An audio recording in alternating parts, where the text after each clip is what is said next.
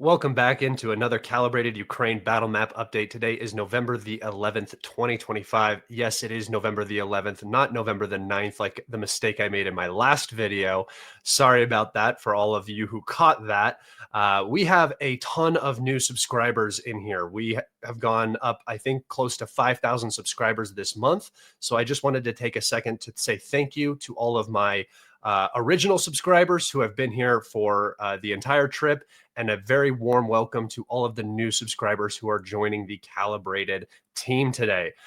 If you guys are new into this video, don't forget to click that subscribe button. If you are returning, the easiest way you can support me and show me that you guys are appreciating my work is by clicking that like button and leaving a comment. Thank you so much. And without further ado, let's get into today's episode. We are again talking about the developing situation around the city of Pokrovsk. I am going to bring up the map and we are going to take a look at what is happening here in the city. Okay, so we've had a few more Russian advances here, very small into the edges of the city. Nothing particularly important here other than, the bottom of the salient. Lysivka is beginning to fall. So Sukiyar and Lysivka have been a steady fortified position for the Ukrainians for about 13 months now. That is coming to an end. But really, the point of today's episode is not to talk about the Russian advances. This battle is kind of in a frozen position, I guess you would say. Not a stalemate by any means. That's not what I'm categorizing this as. This is a encirclement that is going to take time to clear. The Ukrainians cannot leave. That is very evident. We've seen a couple of events happen recently, which make this abundantly clear. I'm going to provide evidence for my claims of an encirclement. And what we've seen today for the first time is Ukrainian soldiers surrendering out of the Myrnohrad pocket directly to Russian soldiers. So I'm going to bring up my Twitter real fast so we can take a look at some of the videos in which I am referring to. So here we have Russians entering the city of Pokrovsk. They are doing so on in light vehicles, basically civilian vehicles that have been altered in some way to be very useful for the Russian troops when they're entering into these dense FPV controlled areas.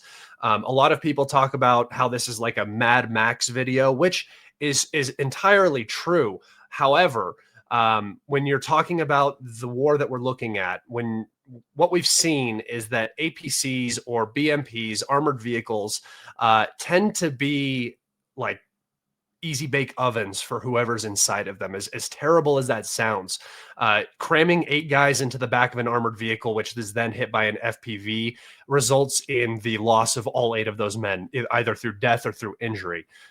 One guy on a motorcycle is much harder to hit, much harder to detect, is much quicker in and out of a location, and it gives them the opportunity to drop the bike and get themselves off the road. Same go for some of these light vehicles. You'll see a lot of Jeep-like vehicles being used, light trucks where the guys can sit in the beds, or just light vehicles where they can quickly open the door and get out, because those FPVs come quick and usually they target the vehicle and not the infantry that spreads out from the vehicle. So that is an important point to note just for some of you watching. Yes, I have heard a lot of these comments, oh, this is the Russian army in 2025 and whatnot. But the Russians have armored vehicles. The men on the ground prefer to not use them because they don't want to be locked inside of a thinly armored metal box when an RPG warhead goes off directly on the side of it. So here we can see Russian soldiers transiting into the city of Pokrovsk. This is the very southern highway fork that goes into the city. I will bring it up and show you guys.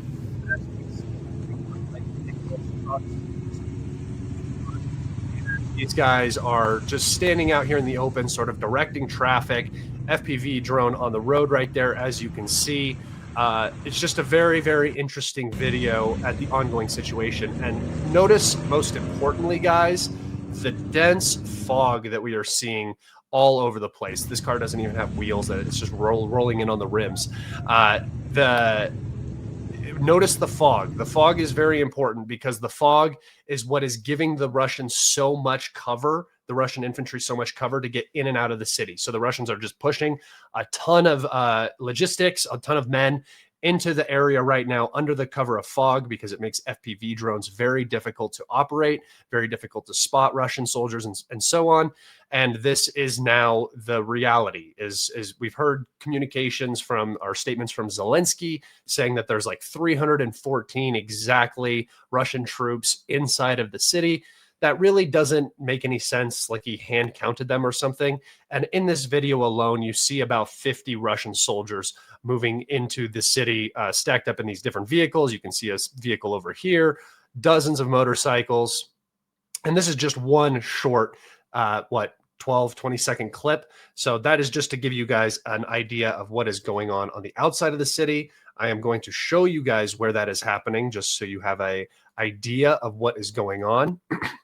That video is filmed right here. So that's the Russians going. You saw some of the guys going this way, some of the other guys going this way, and the video is being filmed right on this section of road right here. So the Russians are very easily able to enter into the southern end of the city, and you can see that the threat level for them just standing out in the open is very low, which would indicate that Ukrainian observation drones like Mavericks are not operating at an incredibly high level, so not spotting the Russian soldiers. And it would also indicate that this area back here is rather safe from Ukrainian FPV drones just in general. All right. I'm going to take you over to watch an additional video on the situation in Pokrovsk. So we had a surrender. This is basically the main topic of discussion for this video, and it's why I wanted to make the video. We have around 25 Ukrainian soldiers who have now surrendered out of the Myrnohrad pocket. If you guys remember, I gave an estimate of between 300 and 1,000 Ukrainian soldiers actively holding the city. Some people think that number is a little low, but I think that there is regularly overestimations of how many troops are in a given salient. It does not take an extraordinarily large amount of troops, infantrymen, to hold the line these days. Rather, Ukrainian FPV drones do a majority of the frontline control, whereas the infantry just hold positions and don't allow the Russians to directly approach. When the fog hits, that changes. And when the drone operators are in short supply, that also affects the front incredibly. So we're gonna watch this video here. I'm gonna pause it, and I'm going to fast forward through a lot of the FPV hits because those are not as important. If you guys want to see this video, you can go follow my channel where you will be able to watch the full clip here. But I just want to show you guys the portion of the battle where the Ukrainians begin surrendering. So here we go. You can see an infrared camera drone filming 1, 2, 3, 4, 5, 6, 7, 8, 9, 10, 11, 12, 13 down here, 14. You can see that they are carrying out injured men from the pocket. So this is quite a big deal. I'm not going to show the interviews with all of these men. Again, you can go to my Twitter or my Telegram to view this full 5-minute video. But the Ukrainian soldiers are later interviewed. You can see right here. I will not be playing this, but you can see that they talk to some of the guys. The guys describe the situation inside of the city and what is all happening in terms of logistics, in terms of medevac, in terms of supply. They talk about it in this video. So if you are interested, head over to my Twitter or my Telegram. Those links can be found in the description of this video to watch that full length video. All right. Thank you guys. I'm going to take us over now to another video from this area. Hold on. There we go. And that's this video right here. And I just wanted to show you what the alternative is for the Ukrainians in this pocket. So again, I will show you the geolocation of this on my map once we are done. But here we can see an apartment building. It's this apartment building right here. It is reportedly under Ukrainian armed forces control. This is a Ukrainian strong point in this apartment building right here, not this tall one right here in the forefront, but the smaller one in the background. And what you're about to see is a Russian Fab 3000 glide munition come in and hit the building, and we will just watch. So very, very big explosion. The fog and the moisture in the air definitely allows you to see the shock wave a lot more precisely. So pay attention. Boom, you see that shock wave come off. That is a very, very big explosion. That is a very large bomb. And the result of said bombing is that the whole building is practically gone. You can see that this portion still remains, but the entire middle section of this commie block here has been entirely destroyed. These weapons are very powerful, and basically anybody in that area dies from the overblast. So the shockwave that hits them will do internal damage, basically. All right, guys, that is it for my Twitter. But I just wanted to reiterate a few things, and I'm going to show you guys. So that video of the fab dropping is somewhere in this district right here, I believe. Yeah, potentially right down in here. But that is sort of the fate of the Ukrainian armed soldiers who are now fighting within the city. You have a desperate, very complex situation happening. The Ukrainians continue to try to de-block the city. However, that is not working. Additionally, Ukrainian soldiers did try to escape from the pocket under the cover of fog. It is reported that another Ukrainian unit attacked the 25th Brigade of the Ukrainian Armed Forces, which was attempting to exfiltrate from the Myrnohrad encirclement. That unit, I believe it was somewhere around 16 men who tried to escape, were subsequently attacked by Ukrainian drones and artillery. They were not wearing the proper tape, according to Ukrainian sources. They were supposed to be wearing yellow tape. When they left, they were wearing green tape, which was the cause of the friendly fire incident. All of those men appear to have been killed. You can, again, go see those pictures on my Telegram or Twitter.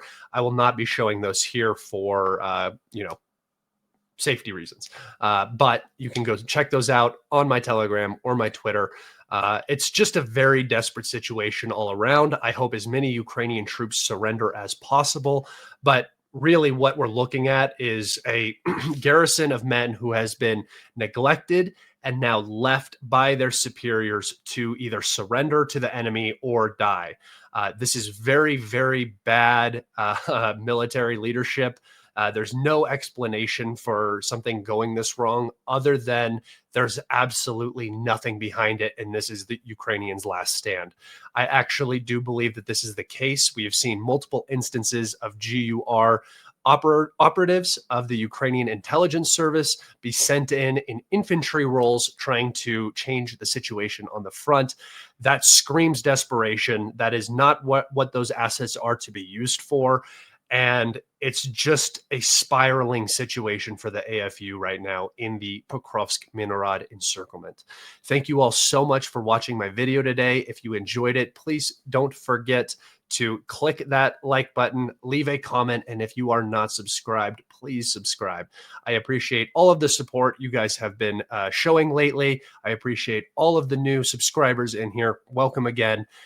Take care and have a fantastic rest of your week. I will see you on the next video, guys. Goodbye.